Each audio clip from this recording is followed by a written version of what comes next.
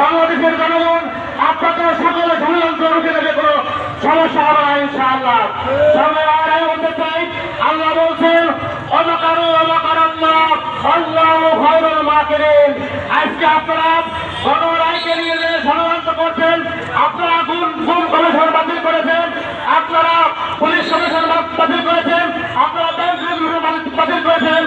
আমরা বলতে চাই 24শে গণহত্যার হয়েছিল বাংলাদেশের সংস্কারের জন্য, বাংলাদেশের পরিবর্তন করার জন্য, বাংলাদেশের গণতন্ত্রকে পরিণতি এই সরকার ব্যর্থ হয়, অবশ্যই বাংলাদেশের মানুষ এই সরকারের বিপক্ষে তারা অবস্থান করবে।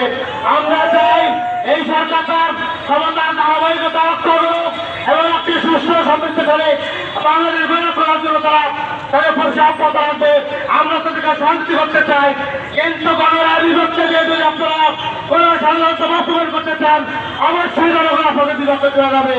বাংলাদেশের মানুষ যদি রাজপথে নেমে আসে, তাহলে আপনাদের কোন ষড়যন্ত্র সেদিন মাঝে আর কাজ করবে না।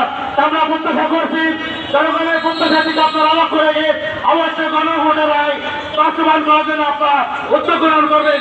এই প্রত্যাশাকে আমি আমার বক্তব্য শেষ করছি। আসসালামু আলাইকুম ওয়া রাহমাতুল্লাহ।